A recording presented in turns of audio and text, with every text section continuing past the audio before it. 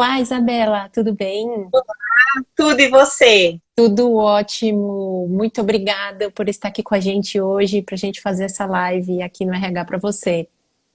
Eu que agradeço o convite, muita alegria estar com vocês novamente. Dessa vez, à distância, né? À distância, todos nós bem guardados e com saúde. Espero que todos aí também do outro lado.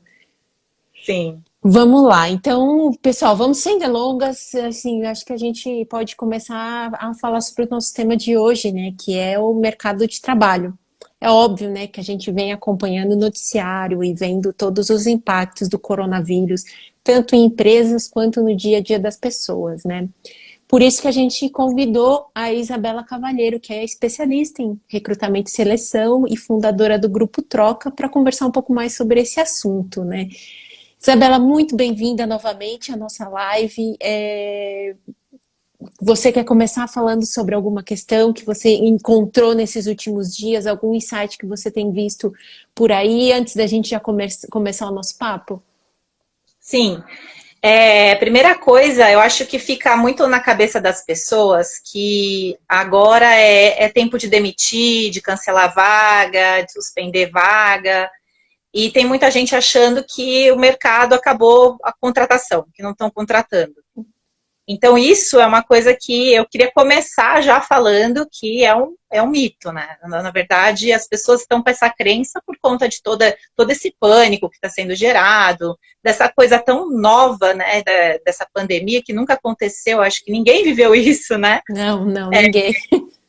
Então a gente acha que, enfim, que só tem coisa ruim acontecendo.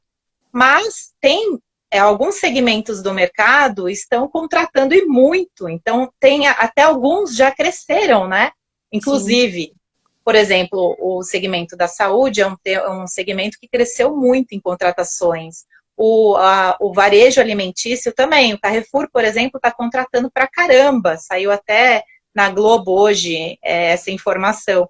Então, tem muita coisa que está acontecendo. O segmento de TI está bombando.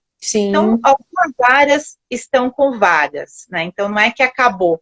Pode ser que para algumas empresas elas tiveram que suspender realmente o processo de contratação, mas existe sim oportunidades. E para quem atua no nosso segmento de recrutamento e seleção, existem outras oportunidades para a gente, porque às vezes fala, poxa, mas e aí o recrutador vai ser demitido, já que na empresa dele não tem mais vaga, mas existem outras oportunidades para a gente desenvolver enquanto a gente Uhum. está aí com vaguinhas congeladas.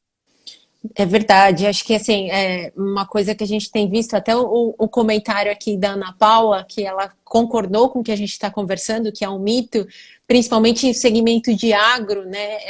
Agronegócios também está tendo uma demanda maior, o segmento da saúde, como você mesma comentou, né? Então é importante a gente olhar a questão desse aquecimento desses mercados na questão das contratações. Eu queria começar te perguntando com relação à questão dos recursos tecnológicos, né? Acho que alguns desses recursos eles já foram implementados em processo de recrutamento de algumas empresas, mas muitas não migraram para o digital, né? Então, o isolamento social que a gente está vivendo hoje acabou, de certa forma, fazendo com que essa mudança fosse adotada com mais rapidez pelas empresas. Então, como que a gente pode auxiliar o RH dessas empresas e dos gestores nesse processo de mudança que é inevitável? Você pode compartilhar com a gente? Posso sim. Eu converso muito com o RH, né, porque é a minha área, eu trabalho com muitos profissionais de RH, especialmente na escola, então eu Uhum, tenho esse contato praticamente todos os dias com eles, né, e eu sempre senti que antes tinha realmente uma restrição com essa coisa do fazer uma entrevista virtual. sim, As pessoas sabiam que era importante, então eu lembro que eu falava muito isso em aula, por exemplo, principalmente nas aulas de recrutamento e seleção, eu falava, ó, pessoal, essa etapa de você fazer pelo menos uma primeira entrevista online com o candidato você abrevia, você faz com que ele não precise se deslocar para sua empresa, porque muitas vezes ele não tem aquele dinheiro para fazer esse deslocamento, né? Sim. Uhum. E então era esse o assunto, pelo menos a primeira entrevista que fosse feita virtualmente. Legal. E hoje, o que eu percebi? Que para algumas pessoas, principalmente do meu círculo, ali os meus alunos, que agora não tem mais como empurrar com a barriga. Você tem que começar a usar. Você não tem outra alternativa, você tem que usar. E aqueles que já começaram a namorar as ferramentas como o Zoom, como o WhatsApp, como o Skype, o Hangouts, aquelas empresas as pessoas que já começaram a testar, elas saíram na frente, porque para elas já não era tão estranho, né? Uhum. Então, hoje, assim, existem alguns recursos gratuitos, inclusive, eu até falei agora, um pouco antes de entrar, estava falando com uma aluna minha do curso online, ela estava pedindo uma ferramenta para ela, que ela precisava fazer uma entrevista agora, e ela não sabia qual ferramenta que ela utilizaria.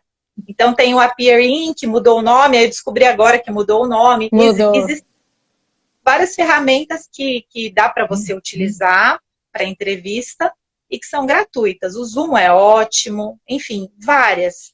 Sim. E eu acho que são fáceis, né? Isso que é o mais interessante. Talvez, acho que o mais difícil é você falar para a câmera. Essa parte é o mais difícil.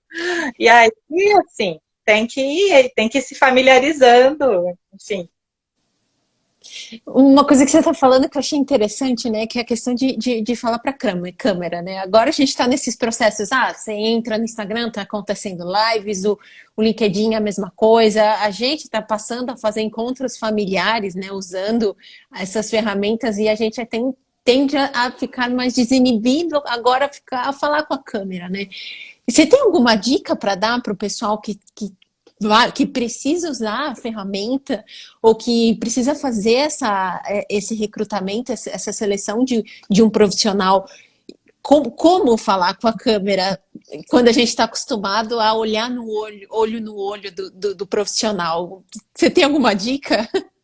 Olha, eu vou falar assim o que eu faço por mim, porque eu também acho muito estranho, apesar que eu já dou aula, gravo muita aula, enfim, eu tenho que o tempo todo fazer esse processo de olhar para a câmera, de falar com alguém que não está aqui, né? Sim.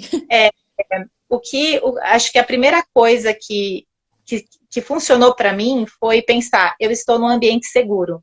Então, por exemplo, eu estou na minha casa, eu estou no meu ambiente seguro. Então, isso me deixa um pouco mais tranquila. Eu não estou com sapato no meu pé, por exemplo, agora. Uhum. Né? E eu acredito que a maioria não vai fazer uma entrevista. Se você está na sua casa, você não vai colocar um escarpão, né? E não apertando o seu pé. Então, você consegue sentar no lugar onde você quer, estar no lugar que você gosta, que você se sente bem. A tua casa, né, que você pode montar do seu jeito, não é do jeito que a empresa quer. Sim. Então, acho que esses elementos de segurança, eles dão um pouco mais de tranquilidade para a gente na hora de falar para a câmera.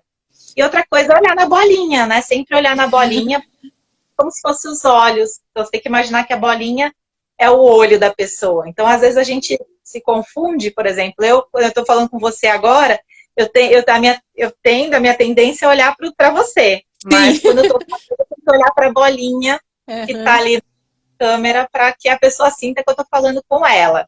Então, numa entrevista, isso faz bastante diferença, porque aí ela sente que você está olhando nos olhos dela.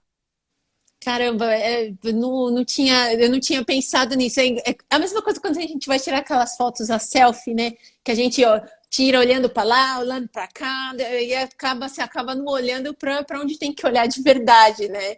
E isso é interessante porque você transmite segurança também para o outro, né? Você, no ato que você está trocando e conversando com uma outra pessoa, o simples ato de você olhar para o lugar correto, você acaba transmitindo essa segurança, por mais que você queira olhar para o rostinho, né, da outra pessoa, né? É engraçado isso, né? Exatamente. Essa coisa da segurança é importante.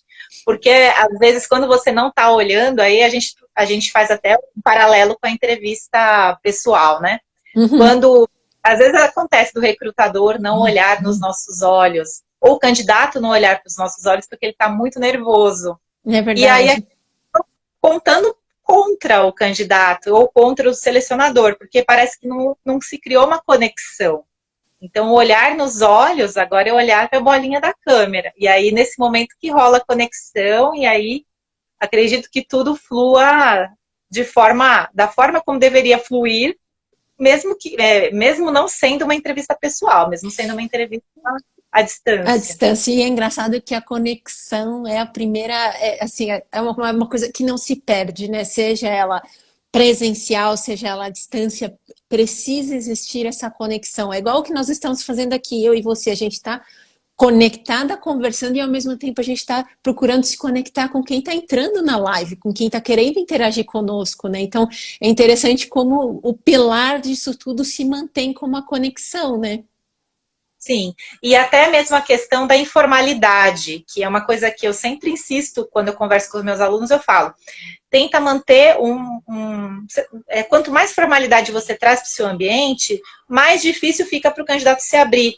Então, quando você trata de um jeito mais descontraído, sorrindo, enfim, você faz com que ele se sinta mais seguro também. Que é mais ou menos isso que a gente está fazendo, a gente está batendo um papo, Com né? certeza. Então, a pessoa se sente mais à vontade. Você está fazendo uma coisa séria, que é uma entrevista, mas você está criando um ambiente agradável, seguro, descontraído para o seu candidato se soltar.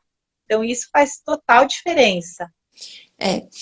E assim, queria te fazer agora uma pergunta assim sobre criação de processos, né? Assim, acho que tem muito RH que fica preocupado com um processo de recrutamento que às vezes, por ele ser online, ele acaba demorando mais ou acaba tomando um tempo maior para conversar com essas pessoas ou para conseguir a agenda, né, de todas essas pessoas.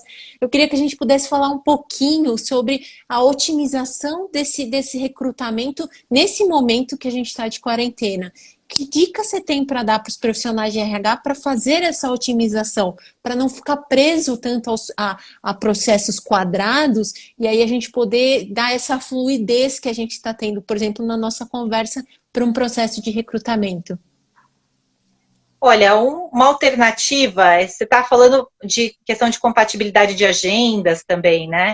Essa coisa Eu acho que no todo, eu acho que assim, agora é um momento, como você mesma falou, é um momento único que a gente nunca viveu.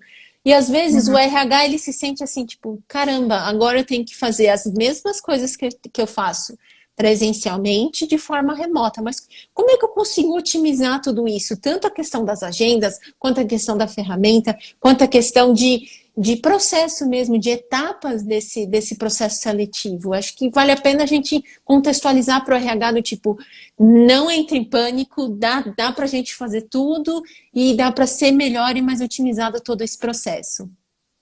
Eu acho que um grande aprendizado que nós de recrutamento e seleção acabamos tendo com tudo isso é que, geralmente, quando você faz um processo presencial, aí você aplica um teste, você faz uma dinâmica de grupo, são coisas que você não consegue fazer no online.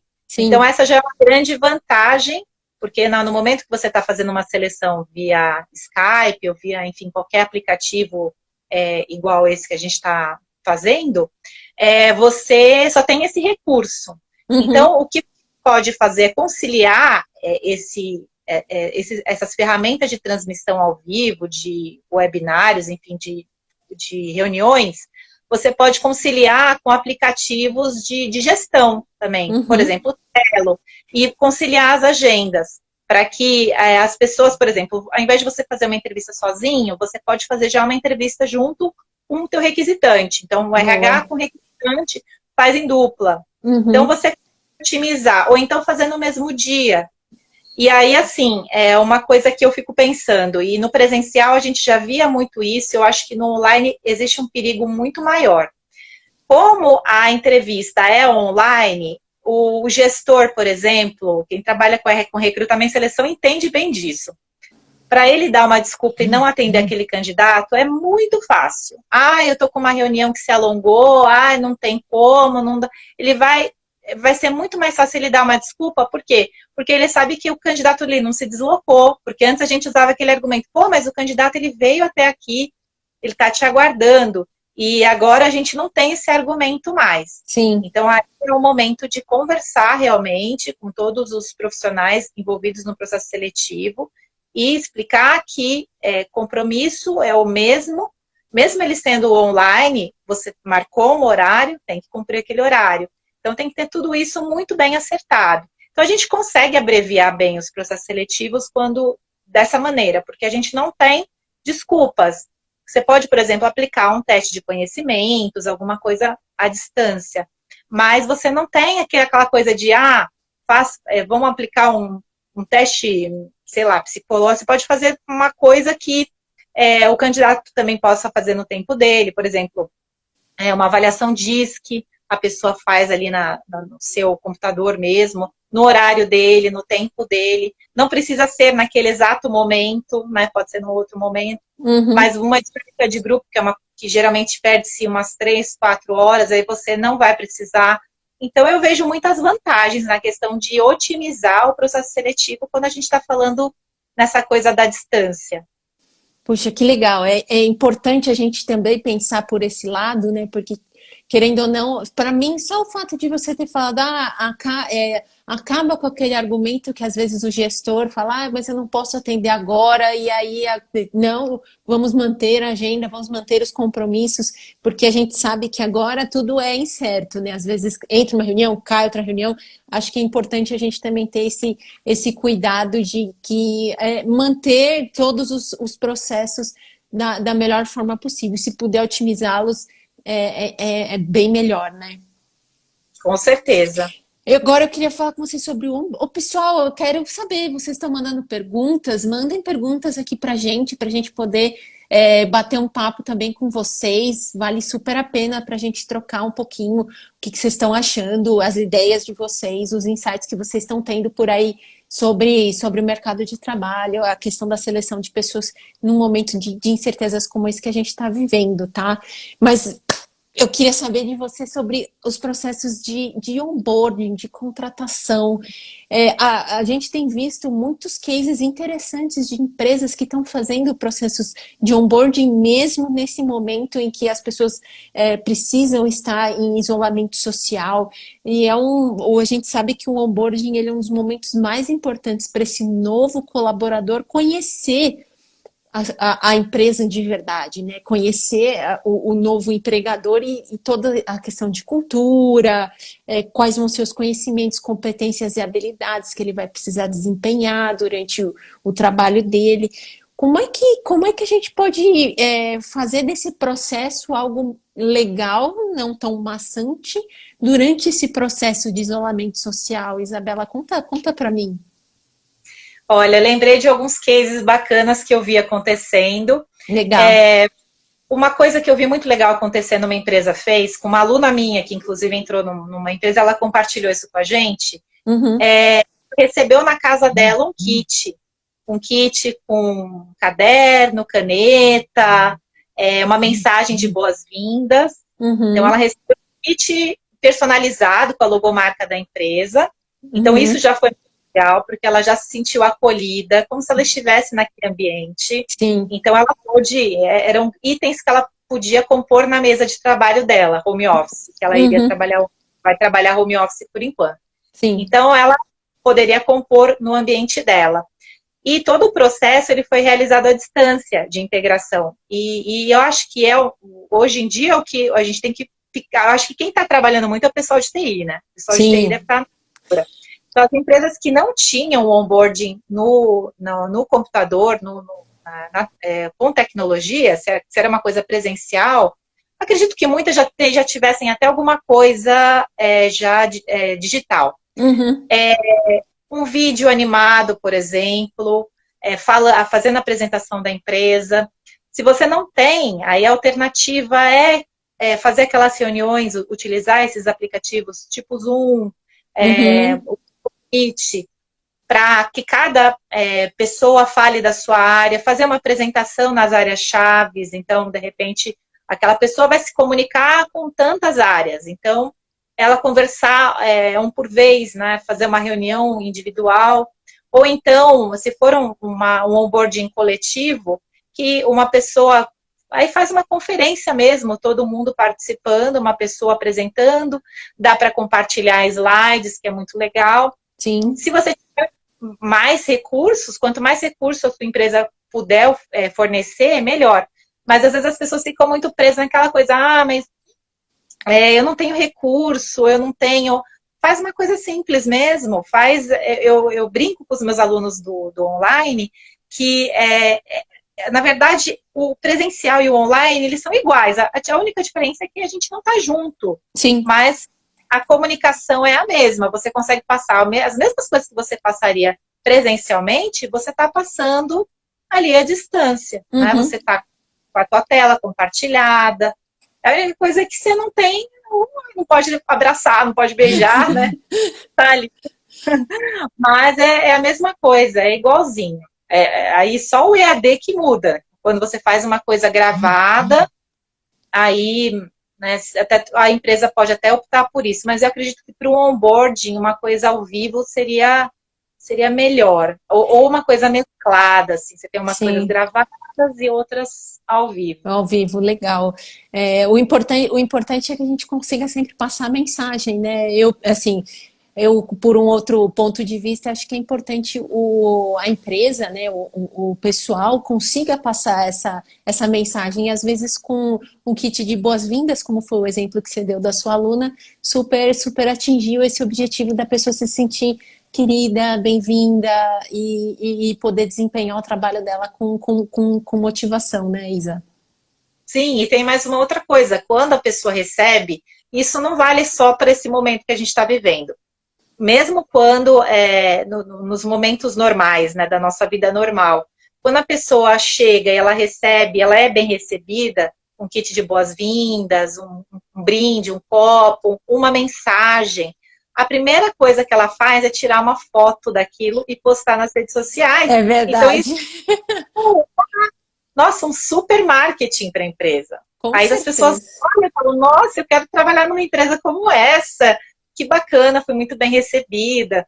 Então, e assim, num momento como esse de pandemia, faz total diferença. Você fala, poxa, a pessoa está lá do outro lado, quer dizer, o motoboy precisou ir lá levar, ou então teve que mandar pelo correio. A empresa teve essa preocupação, foi uma despesa a mais para a empresa, mas ela fez questão de fazer aquilo, de mandar aquele brinde, aquele kit para aquele profissional que está entrando. Então, é um carinho. Quem que não gosta, né, de receber um carinho desse? Com certeza, com certeza. Ainda mais assim, quando é feito num momento tão especial de receber essa pessoa nova no time, né? Então, eu acho que como você falou, é um carinho, né? É um carinho. Agora, vamos ver aqui, né? Eu tenho um roteirinho de perguntas, acho que a gente podia falar assim, questão de boas práticas, né? O que você tem visto de boas práticas com relação ao mercado sobre a contratação desses novos funcionários? Que você tem achado de mais interessante nesse processo, em questão do mercado, né? A gente já falou sobre a questão do ato de se sentir bem-vindo, da customização de tudo isso, mas assim, às vezes uma coisa interessante que eu vi empresas que estão mandando cadeiras para as pessoas se sentirem mais confortáveis durante o trabalho. Não sei, às vezes tudo bem que a gente está falando também sobre muito mais questões de employer branding, mas assim, especialmente quando se trata de um novo colaborador, o que você tem visto assim de boas práticas nesse ato de contratar um novo colaborador? Aí você está perguntando com pandemia e sem pandemia, de forma geral. De forma geral, porque assim, nós vemos, né, esse processo de recrutamento e seleção como uma parte fundamental do profissional de recursos humanos, né? E na questão de quando você recebe esse colaborador, é tão interessante quando a gente vê essas boas práticas de cuidado realmente, não só com quem já está na empresa, mas com quem está entrando, que vale a pena a gente compartilhar essas ideias, esses insights com o pessoal que está aqui com a gente. Com certeza. Bom, primeira coisa é respeitar horário, né? Acho que só se você ser atendido no horário que foi marcado, já a empresa já ganha 1.000 pontos na sominha ali do candidato. Com Então, só certeza. o fato de atender pontualmente, a forma como o candidato é recebido, a quantidade de etapas, que eu acho que tem que ser a mínima possível, porque as pessoas hoje, o mercado está muito rápido, né? E os bons profissionais, eles recebem muitos convites. Então, quanto mais rápido for o processo, melhor. Não só para você não perder o candidato, mas para que ele também resolva logo essa questão, né? Então, ele Sim. está ali participando do processo seletivo, ele também fica ansioso para saber se vai dar certo ou não. Então, diria, o RH ágil, o processo ágil, eu acho que é uma prática que todas as empresas deveriam adotar. Menos etapas, usar mais tecnologia para abreviar essas idas do colaborador. Acho que é importante o candidato. É importante o candidato ir na empresa, é importante, Sim. mas não precisa ir 500 vezes, né? Igual a gente vê, tem empresa que faz, você vai, sei lá, 3, 4 vezes, não tem necessidade de ir tantas vezes. Então, isso o candidato já se sente respeitado. Poxa, primeiro, fui quando o selecionador entrou em contato comigo por telefone ou por e-mail, já foi um carinho, já fez uma mensagem simpática, demonstrou interesse por ele, então já foi agradável, flexível. Sim. Aí você chega lá, você é bem atendido, desde a recepção até a questão da pontualidade. E aí chega no momento do processo seletivo, um processo bem conduzido, completo, com perguntas pertinentes, ao invés de ficar utilizando qual o seu ponto forte, qual o seu ponto forte. Daqui a 5 anos, como você se vê, aquelas perguntas que todo mundo já sabe, que, enfim, você já vai preparado, não avalia nada essas perguntas. Então, você sentir o candidato sentir que ele está falando dele realmente, ele está trazendo as competências dele para aquele processo, e ele sai assim feliz, porque ele sabe que ele pôde apresentar quem ele realmente é e como ele vai poder agregar para aquela empresa. Então, acho que essa é a melhor prática, a agilidade é a melhor prática hoje em dia. Agilidade e transparência, né? Quanto mais transparente for o processo, melhor para o recrutador e melhor para o candidato, né? Isabela, acho que é uma questão fundamental, né? Para as pessoas poderem ser quem elas são e para o recrutador também poder fazer o processo de forma transparente, né? Sim, com certeza. Olha, eu quero fazer uma pergunta que eu recebi aqui da Gé Oli Araújo. Ela fez uma pergunta com relação à seleção de vagas operacionais. Ela pergunta assim: para a seleção de vagas operacionais com candidatos de perfis mais simples, como fazer nesse momento? Acho que essa pergunta vem muito a calhar, que a gente até relembra do começo da nossa live, que a gente falou um pouquinho do Carrefour, né? Que abriu muitas vagas no varejo e tudo mais. Então, conta pra gente, como é que a gente pode fazer nesse momento com essas vagas operacionais? Bom, aí é uma questão mesmo, né? Porque eles talvez não estejam tão familiarizados com tecnologia, então você tem que conhecer, a primeira coisa é conhecer o seu público. Entender qual que é o perfil que você está buscando, é um perfil ensino médio, é um perfil que você não pede escolaridade, que tipo de vaga que é. Você tem que conhecer quem é o seu candidato. E aí você vai ter que escolher realmente, pensar na melhor estratégia para que você consiga fazer esse processo. Hoje em dia, o recomendado é, quanto mais distante você puder, melhor. Mas, às Sim. vezes, dependendo do caso, vai ser necessário você estar presente. E aí você tem que criar todo um ambiente seguro, tem que fornecer EPI, tanto para o candidato quanto você precisa o recrutador precisa utilizar o EPI para se proteger e conduzir esse processo. Mas, por exemplo, uma ferramenta simples, que eu acho que todo mundo, dependendo, aí tem que avaliar o público mesmo. Sim. Mas o WhatsApp, quase todo mundo tem no celular. Uhum. Então, às vezes, você pode utilizar esse recurso, a ferramenta de vídeo, o WhatsApp, para poder conversar com o seu candidato. Agora, se você tiver muitas vagas, um número muito grande de vagas, e realmente o nível for um nível bem simples mesmo, talvez não tenha muita alternativa. Então, acho que o principal é conhecer a sua necessidade. Muitas vagas, hoje eu não consigo imaginar sendo possível fazer de forma virtual. Aí realmente eu não consigo ver outra alternativa que não o presencial, todo mundo com seus EPIs protegidos, um ambiente com a quantidade, as pessoas distantes umas das outras, igual a gente vê no supermercado, Sim, enfim. sim. Legal, legal. Acho que essa pergunta tinha tudo a ver com o que a gente está passando nesse momento, né, Isa? Sim. Tem mais uma pergunta aqui que a gente recebeu da Madi Venâncio. Ela pergunta: Isa, uma entrevista informal não passaria ao candidato uma imagem muito diferente da realidade de uma empresa mais tradicional? O que você pode dizer sobre essa pergunta? Olha, Maria, me pegou, hein, Mari? Realmente, quando você tem que pensar na cultura da sua empresa. Ela trouxe um ponto bem importante. Se a tua empresa ela tem uma formalidade, é uma empresa formal, você tem que criar um ambiente formal, porém, isso não quer dizer que você precise ficar sério.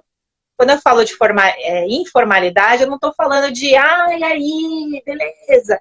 Mas aquela coisa, ambiente agradável, ser simpático. Então, você pode, por exemplo, atender a pessoa com terno, maquiada, né, igual uma empresa tradicional, né, séria, que tem essas exigências de vestimenta. Você atende, porém, você tem uma conversa descontraída com a pessoa. Não precisa ser, e aí, né, enfim. Vamos dizer assim, a informalidade na dose certa. Exato. Na verdade, talvez assim, na hora que eu falei, talvez não tenha me expressado bem, mas quando eu falo informalidade, eu quero dizer assim, simpatia, acolhimento, sorrir, não ficar séria. Né? É Porque aquela quando você coisa sisuda, né? Não precisa ser aquela coisa sisuda, né?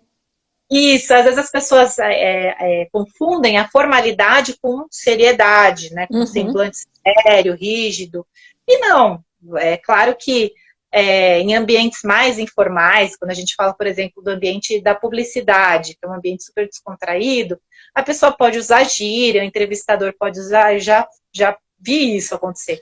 O entrevistador usa gíria, o candidato também, e tudo está tudo certo. Numa Uhum. empresa mais formal, você vai utilizar uma linguagem mais corporativa. Então, Sim. aí você é simpático, agradável, porém utilizando a linguagem da sua cultura. Então, realmente, mas isso que a Mari falou é importante. Você tem que pensar na cultura da sua empresa. Não adianta você ser de um jeito que a tua cultura, a cultura da sua empresa, ela não Não se identifica. refletir. Uhum, é Não, verdade. exatamente.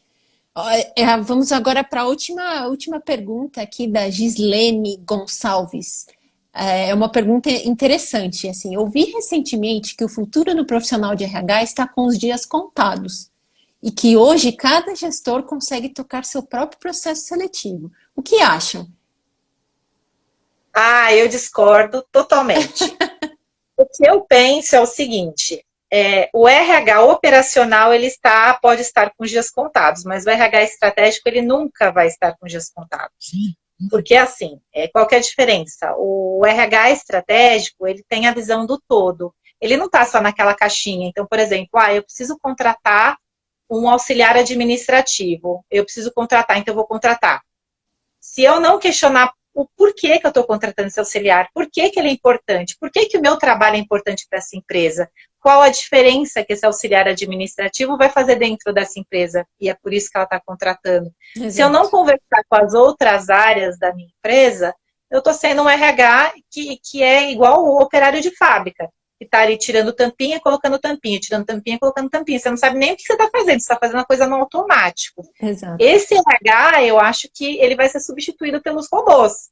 Assim, eu brinco muito que quando eu comecei na área de RH, não tinha tecnologia, e o trabalho que eu fazia, hoje, ninguém é contratado para fazer o que eu fazia. Eu fazia triagem de currículo. Meu trabalho era só esse. Então, eu triava currículo, separava currículo. Hoje em dia, não precisa de alguém fazendo isso, porque o computador faz isso. Você contrata um ATS, que é um Applicant Tracking System, ele faz recebe os currículos, ele já até ranqueia para você de acordo com o perfil da sua vaga, e aí você não tem todo esse trabalho de separar.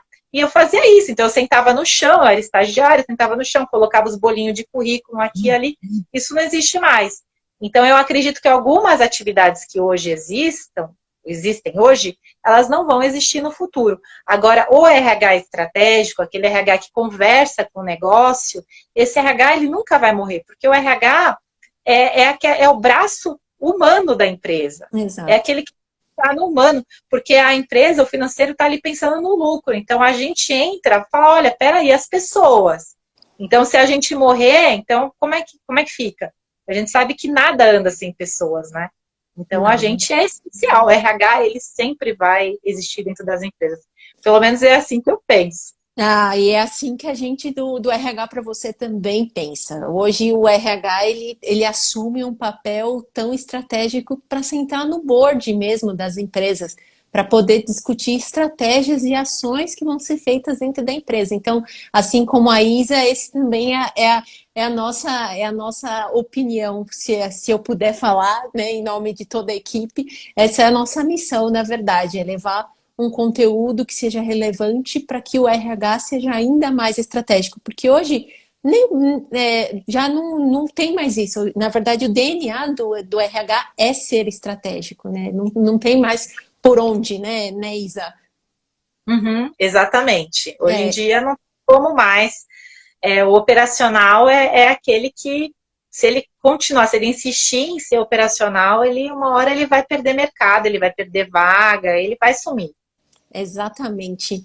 Isabela, eu queria agradecer demais o seu tempo, as suas respostas, o nosso papo foi incrível. Queria agradecer também a todo mundo que esteve aqui com a gente, quem mandou pergunta.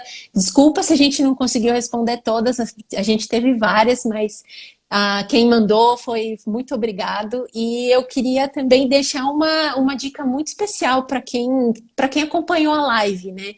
Para, óbvio, né, nos acompanhar nas redes sociais do RH para você e do nosso portal, porque, como eu falei, a gente tem uma série de conteúdos interessantes, tanto sobre o mercado do RH em meio ao Covid-19 e especialmente sobre recrutamento e seleção. Tanto é que a Gabi postou hoje uma matéria sobre boas práticas de onboarding, que vale a pena vocês darem uma olhada, tá no link do nosso perfil. Tá no link do nosso perfil, é só vocês acessarem e poderem ver o material completo. Isabela, mais uma vez, muito obrigado pelo seu tempo, pelas suas respostas. Foi E, e, ótimo. e é sempre sensacional poder conversar com vocês. E deixa eu te perguntar, com relação ao Grupo Troca, os cursos online estão rolando a todo vapor? Como estamos? Então, o Grupo Troca, eu estava engatinhando ali nos cursos online, porque Sim, o negócio ele é praticamente todo presencial, né? sim, E sim. ele tomava muito meu tempo, porque a minha demanda de presencial é muito grande. Uhum, Então, esse foi um desafio que a pandemia propôs para mim. De uma hora para outra, eu tive que cancelar tudo. sim. Eu não vou. Eu tenho muito curso, muito curso. Em maio eu estava com a agenda cheia. Assim, tinha pelo menos uns 6 ou 8 cursos rodando. Então, eu Uhum, não tenho como transformar todos em online de uma hora para outra, até porque são cursos longos, de 8, 16 horas. sim, sim. Então, a gente vai empurrar para frente, né? Então, eles vão continuar sendo presenciais, até porque muita gente que procura a gente procura porque a gente é presencial, né? Mas a gente está desenvolvendo um braço online, então eu tenho curso online, recrutamento e seleção é um deles que eu tenho já online, estou desenvolvendo outros, tenho parceiros que também estão desenvolvendo, não é uma coisa que vai sair assim tão rápida como a gente gostaria, porque tem todo um processo, Claro, edição, claro. etc. Mas a gente já fez aula ao vivo também, a gente está indo assim, né? Então a gente também está se adaptando. O que Com teve que certeza. decisão rápida, a gente teve que tocar online.